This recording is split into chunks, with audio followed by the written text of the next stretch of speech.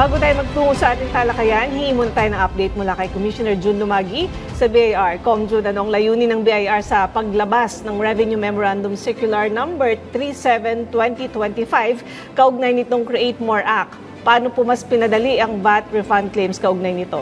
Well, ang layunin nitong inisyu natin na RMC 37-2025 ay para mas padaliin ang mga pag-claim ng mga VAT refund dahil marami sa ating mga negosyante ang kinakailangan na mag-refund ng kanilang mga tinatawag na value-added tax na binayaran. So sa ilalim nito, mas pinaiksi natin na nagtanggal tayo ng mga iba't ibang documentary requirements at para mas alinsunod din yan sa ease of doing business na layunin ng ating mahal na Pangulo.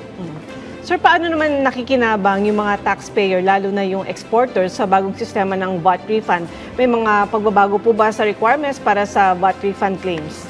Well, isang malaking pagbabago dito sa mga exporters dahil nung una kinakailangan ng proof ng mga ng mga in-export nila.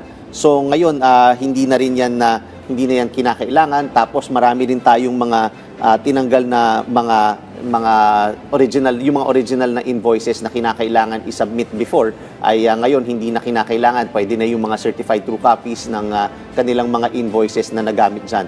At marami rin tayong iba pang siguro mga 3 pang documents na hindi na natin kinukuha ngayon at hinihingi, katulad ng proof of registration from the Securities and Exchange Commission or sa DTI kung sole proprietor ito. At meron din tayong mga tinanggal na rin like yung kopya ng mga import entry and internal revenue declarations at yung mga informal import declaration and entry o single administrative documents. Yan ang mga tinanggal natin ng mga documents para mas mapadali ang kanilang pag-claim ng mga VAT refund.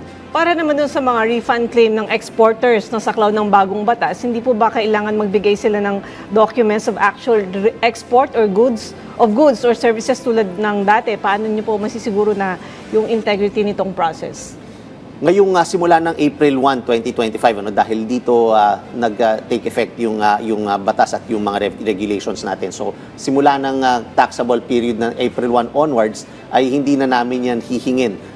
Meron na tayong agreement with the DTI, yung Export Marketing Bureau, na siya naman ang magbibigay ng patunay na talagang nagkaroon ng export. Kasi dati, hinihingi namin yan lahat katulad ng mga bill of lading, hinihingi namin yan sa mga exporters. Patunay ito na talagang meron kayong binenta at meron kayo talagang in-export. Ngayon, pinadali natin ang proseso sa pagkikipag-coordinate sa DTI, again sa Export Marketing Bureau, ay meron tayong nilagdaan na MOA na sila ngayon na magpapatunay niyan. Ang hihingin na lang namin dyan ay yung certification at sila na ang mag-e-examine yan. So may kanya-kanyang role ang bawat isa para hindi na rin magdoble-doble ang mga requirements at pag-iimbestiga kung talagang merong mga in-export ang isang entity. Sir, paano naman yung mga claim na may kinalaman sa capital goods na in-import? Paano nakakatulong yung pagbabago din sa requirement mula sa BOC Revenue Accounting Division Certification? Ang dati kasi kapag capital goods yan, meaning ito yung mga ina-amortize mo over a period of time, dahil meron kang in-export or meron kang binili na capital lang ay maituturing. So ibig sabihin yan, hindi yan isang beses mo lang i-deduct doon sa gagamitin mong expense. So dati ang gagawin natin dyan, paulit-ulit yung pag-submit ng dokumento na mga magre-refund. Pero kahit na iisang item lang yan, so sa simula pa lang nung kinuha nila itong mga gamit nila, nasubmit na yan sa aming ahensya. Ngayon, hindi na namin yan paulit-ulit hihingin. I-honor na natin yung unang certification na na-issue ng BOC RAD na certification patungkol dyan sa mga capital goods na yan. At least hindi na ganun ka hindi tedious. Paulit-ulit, yes. So ano naman po inaasahan ng BIR sa epekto ng Create More Act pagdating sa investor confidence at ease of doing business sa Pilipinas? Ang inaasahan po natin dahil ang expectation natin makikita ng mga dayuhang investors na seryoso ang pamahalaan na pagbutihin ang pagninegosyo at padaliin ang pagninegosyo dito sa ating bayan. So we're hoping that it will encourage foreign investors to do business here in the Philippines. At yan naman ang layunin ng Create More at yung mga ginagawa natin na padaliin ang pagninegosyo at padaliin ang pagbabayad ng buwis. So hopefully with all these changes at hindi pa rin naman tayo titigil dyan, patuloy din ang pag-examine natin kung ano ang pwede nating streamline na mga proseso para mas mapadali pa ang pagninegosyo sa ating bayan.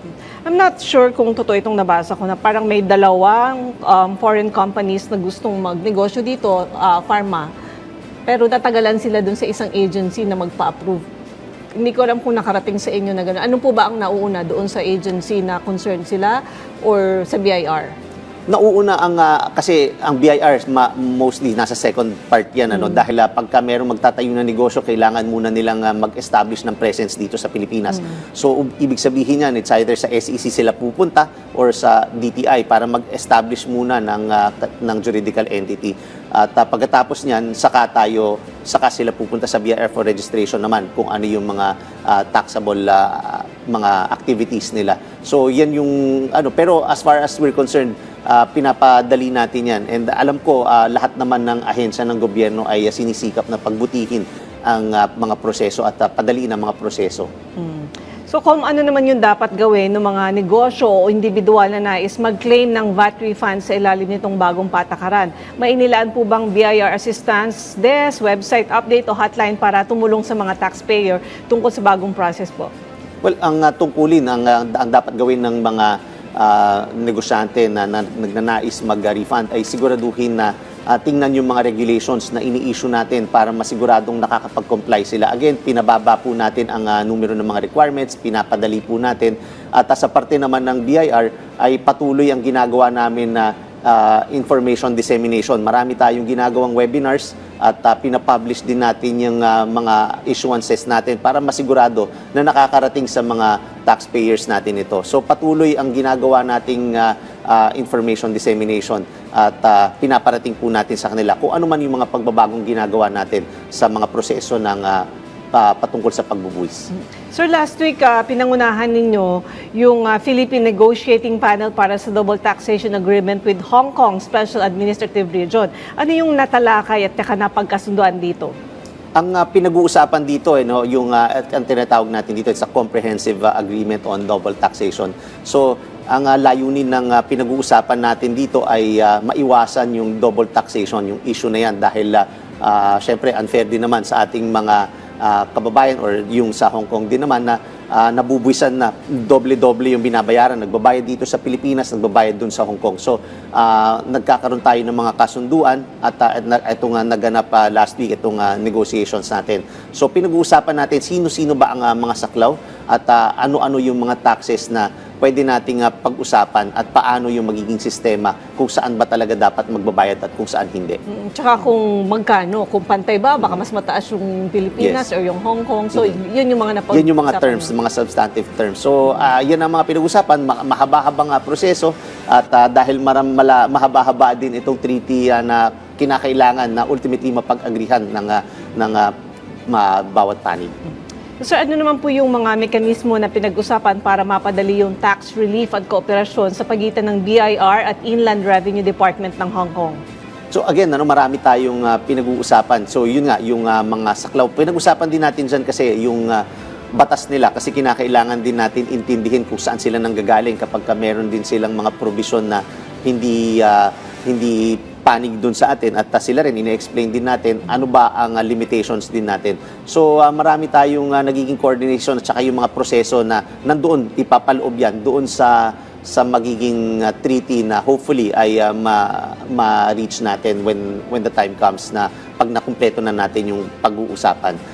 Maraming proseso yan. So yung proseso rin ng pag-claim ng exemption na yan ay pwede rin through yung advance na alam agad na hindi na dapat sisingil through ruling or na-covered ka dun sa tax treaty relief or pwede rin through a refund eventually kung nagbayad ka at hindi dapat at mapapakita ng isang taxpayer na saklaw siya nitong treaty agreement na to ay pwedeng ring mag-claim ng refund.